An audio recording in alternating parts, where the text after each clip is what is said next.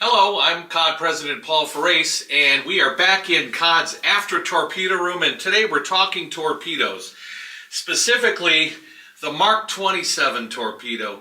Now, that's a weapon that, sadly, is so often misidentified in the historic museum submarine fleet that I think it deserves to be discussed and clarified. The Mark 27 of World War II is an anti-escort weapon. It comes as a submarine modification of the Mark 24 Fido air-launched acoustic homing torpedo. Now, it was so secret when it was developed by MIT and the Harvard Sounds Lab and a whole bunch of contractors. It was so secret it was never referred to as a torpedo. It was the Mark 27 mine, or Mark 24 mine, the Fido. They called it Fido, and Fido was kind of an interesting name. Fido was your dog, and he would run around and sniff out varmints. And it was designed during the war to kill U-boats, primarily in the Atlantic, but it also saw service ultimately against Japanese submarines in the Pacific. Now, the Mark 27 was an adaptation of the Mark 24 air-dropped homing torpedo. They saw that it had the capability to perhaps be used as an anti-escort acoustic homing weapon. If it were lengthened slightly and given some modifications, it could be launched from the after tubes of a submarine that was being pursued by a surface target. In other words, it was an insurance policy to get you out of a sticky situation if there's a Japanese, in this case, because we're using our submarines offensively against the Japanese, if you're being pursued by a Japanese surface ship. And that becomes the Mark 27 Mod 0. Now, it's a 19-inch weapon, and there's a reason why it's not a 21-inch weapon, and we'll discuss that in a moment. But the Mark 27 Mod 0, nicknamed a Cutie, is designed to be self-propelled out of a tube. It's not blasted out with compressed air because it's an acoustic homing weapon, and a blast of air would deafen the sound seeker. So it had to swim out of the after tubes on its own power. Now, they took the Mark 24 Fido and lengthened it, and as I said, made some modifications. It was approximately 6 feet long and weighed a little over 1,000 pounds, and it carried a 40-pound HBX warhead. And the idea was it would propel itself out of the tube slowly while you went deep. You had to be below 100 feet, and that's an important parameter. Because once it left the tube, it would go and become active, and it would listen for the loudest noise in the area. That better not be your boat, because they didn't have the technology to have a kill switch. So if your sub was making more noise, either through propeller squealing or cavitation perhaps, it wasn't so brilliant that it wouldn't turn around and come at you. So they did have a system in it where it would turn its detonator off if it's seeking out a target below 100 feet. So that was your safety system. So you would be 130, 140 feet down.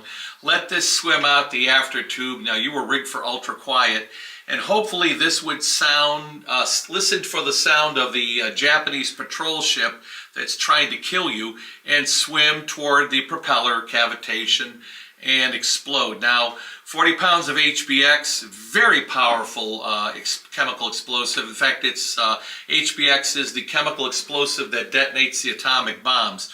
If it doesn't sink the ship outright, it's going to blow his propeller off, and then you can certainly go and finish him off with a standard regular torpedo.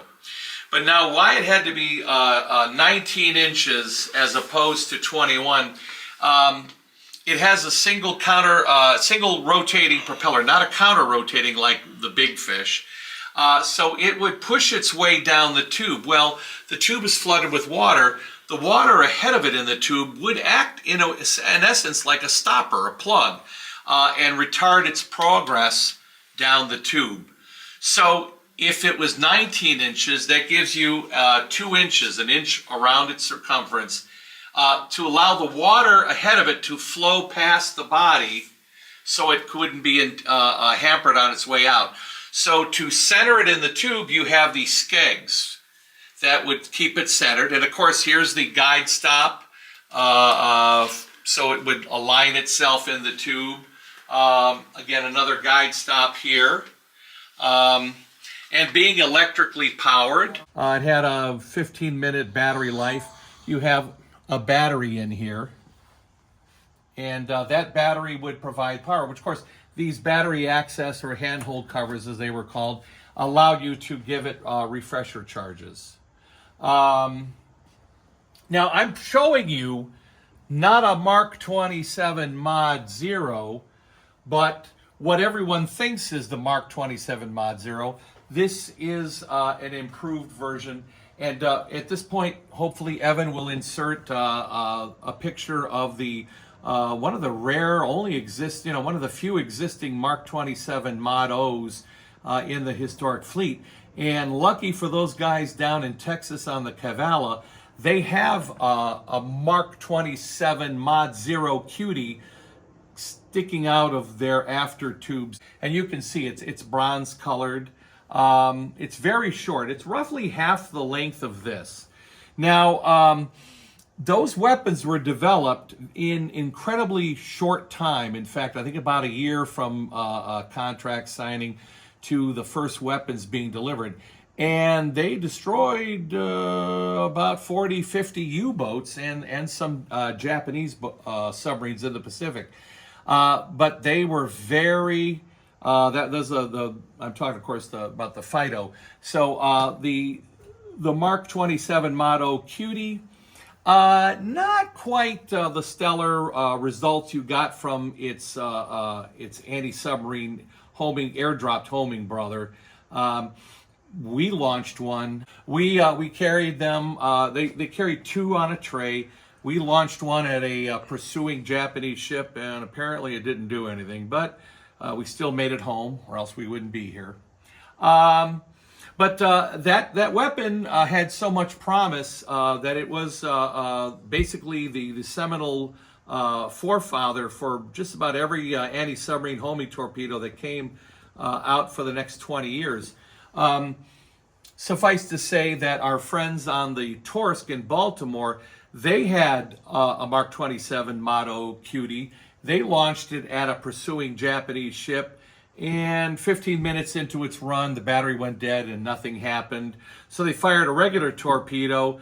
That was somehow detected by the Japanese ship. It hit the gas and revved its engines to get the heck out of the way. And the second from the last torpedo fired in the war, this Cutie, went active again, heard the thrashing of the propeller, homed in and blew that up. And so Torsk sinks the last Japanese ship of the war with the Mark 27 Mod 0 Cutie. All right. So after the war, the Navy realized its submarines no longer have a mission. There were no aggressor nations with large merchant fleets. And remember, submarine technology of this era, these boats really are not effective against naval surface targets. They're more ideally suited for a commerce raiding, destroying merchant fleets. Well, the Soviets don't need a big merchant fleet. So we were scrambling to find a mission for our submarines. And it became apparent by about 1950 that the Soviets were building a large force of ocean-going submarines. And our submarines might be a wonderful anti-submarine warfare platform, as indeed they turned out to be. So they turned to the Mark 27 Mod 0 Cutie and said, this is a great starting point. Let's modify and improve it to see if we can use this as a weapon. Now, killing submarines in World War II was not really much different than sinking a cargo ship. You caught the submarine on the surface and you hit them with a torpedo. But if he dove, good luck. I think the British sank an Axis submarine with a lucky shot. I mean, the British captain saw it dive, and he plotted or guesstimated where it would be, and he figured they're not much more than 30 feet deep, and he lucked out and killed an enemy submarine, but it was pure luck and not something that you could repeat in reliably in combat. But the acoustic homing feature proved to be the key. If this thing could travel out a certain distance and then go into its homing pattern, this could kill an enemy submarine, but it had to be lengthened. So the 6-foot Mark 27 Mod 0 becomes the Mark 27 Mod 4, and it's roughly about, I would say, 11 feet long. The weight is increased almost twice, larger battery, larger warhead, but more importantly, come on back here, we have a gyroscopic aiming device. Now, this uses the newly installed 63-pin data connection. Suffice to say, we'll get some pictures back here. There's in the tail section, there's the standard Torpedo 63-pin data connector, and this little pigtail where the cable comes out and interfaces with the new breech doors that had to be put on the post-war subs that would have the data connection interface. So this would be ordered to start up its rotating propeller, just one, and I want to make sure I'm going the right direction. And it would push itself slowly down the tube. And by the way, you could fire these out the forward or the after tubes now, since it was going to run safely out a preset distance at a certain course. This is the gyro window, and you can see in there some of the gyro indicator things. And at a certain point in its 15-20 minute battery life, the speed had increased from 10 knots, which was enough to get a submarine that was diving, or in this case, with the Cutie, a surface ship that was listening for you. This speed was increased to 16 knots, which pretty much would be able to intercept most submarines running on their battery, submerged or snorkeling, because post-war. So it would run out a certain distance at a certain angle, and then it would start listening for the target. But it had to get down the tube. So again, it retains the whole form factor of the 4 skegs and a single low-speed, high-torque propeller back here. So this Mark 27 Mod 4 is in service roughly from 1950 to 1960. In fact, if you see pictures of Nautilus, the first nuclear submarine, Nautilus, there's a famous photo of a torpedoman in the forward torpedo room, because I believe it's the only torpedo room the Nautilus had. She was a single-ender. You can see an outfitting of Mark 27 Mod 4 Cuties. I think the name did stick with the improved length and version. So this becomes a real godsend for the U.S. Navy submarine force, because it gives them a new mission. It allows them to go out and become a potent anti-submarine platform, the Mark 27 Mod 4. And it's so good that the platform is again tweaked about 1957 and improved. And that becomes the Mark 37. And I'm sure a lot of you torpedo men out there are very familiar with the series of Mark 37 anti-submarine homing torpedoes. Those are the standard submarine-launched anti-submarine torpedoes well into until the introduction of the Mark 48 heavyweight torpedo, which is both for anti-shipping and anti-submarine. So back here you can see these large control surfaces. Again, the larger control surfaces, because it's traveling slower. If you look at a standard torpedo, their control surfaces are much smaller because they're traveling very fast. Traveling slower, you need to have a larger surface. And again, these skegs to help protect the propeller and to align it during shipping. So unfortunately, most of the torpedo, the Cuties on display around the nation are the Mod 4 Cold War anti-submarine homing torpedoes. I believe outside of the Naval Undersea Warfare Museum in Keyport, Washington, I understand there is a Mark 27 Motto or a Mark 24 Fido at MIT in their university museum. It's in their collection because they helped build it. And the one Mark 27 Motto that I discussed down there at Cavala. Guys, down there at Cavala, oh, you are so lucky. But this was left aboard COD because the reservists would train on it. So we're very lucky that this was included with us. I'm not sure, well, COD couldn't fire one of these because of that multi-pin data connector. Our tubes do not have the modification. We have our original breech doors, and we use the mechanical spindle programming. This is not set up for that. So, but it's here aboard COD, and it's a wonderful example of how World War II technology was improved and enhanced to serve well into the Cold War. So, you know, Mark 27 becomes the Mark 37. So you could argue that this technology, in essence, you know, lasts from the late 40s into the 70s. Again, always constantly improving with different marks and mods. Again, this has a 16 knot speed, about 15-20 minute battery life. You know, that 80-pound HBX warhead. Let's go back to the warhead. Now, there was a specific exercise head, and they're very easily identified. There's a big bullnose ring that comes out right here with a 3-inch eyelet. That allowed you to recover after you would test fire this. Well, the Navy was always looking for ways to sometimes save money, and having whatever the data recording system used for the exercise heads wasn't really necessary because the Navy would use what they called target subs. They took fleet boats, stripped out everything in the 2 torpedo rooms where the hull is a single hull, and they filled them with blocks and thousands of board feet of balsa wood. The rest of the target submarines have that ballast, that double hull, the saddle tanks that would provide protection.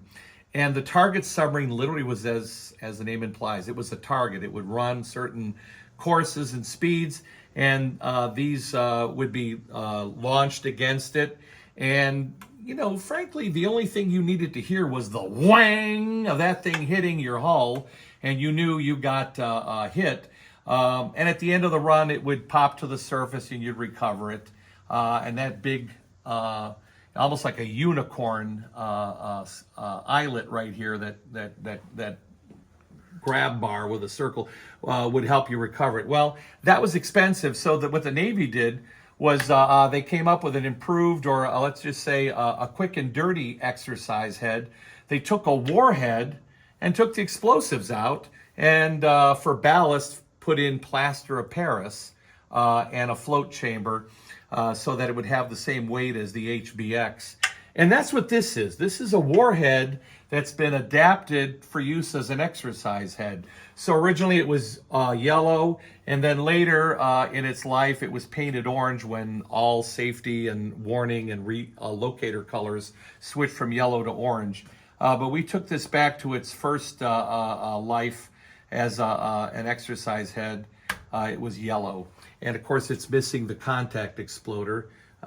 Good luck finding one of those, but we'll 3D print something. So this is the warhead that became the exercise head, so it doesn't have that big grab ring up here. And like I said, unfortunately, most of our sister boats will interpret a Mark 27 Mod 4 as the World War II Cutie anti-escort. This is an anti-submarine homing torpedo, the first of many that ultimately led up to the Hunt for Red October. So, oh, by the way, so that plaster of Paris, this was a board cod when we took possession of it. It was probably a board cod when she arrived in Cleveland in 1959. And plaster of Paris is a very porous and it holds moisture. And this is just steel. This isn't phosphor bronze or anything. So that started holding moisture and it rusted from the inside out. The paint began bubbling and blistering, and it looked terrible. So we took the head off, and I took it to an auto body shop. And after they came back in the shop when I pulled in with this and said, "Hey, would you work on our warhead?" I coaxed them back into the shop and I convinced them to work on this basically free of charge. They took all the rotted out plaster of Paris and they completely rebuilt with new metal and did this beautiful paint job. Brought it back to like new condition. So we didn't have to worry about plaster of Paris. So that's the story of our Cutie here in the after room. So hopefully you enjoyed that. Again, you can go and wiki this and you'll see some information. Go to the Navy Undersea Warfare data resource that they have. You'll read all about the various Mark 27s and the story of the Fido. It's absolutely fascinating. But this is our offering on torpedoes, early post-war homing torpedoes. Hopefully you found that interesting. Hit the like, subscribe, notification bell, and we'll be back with more. Thanks.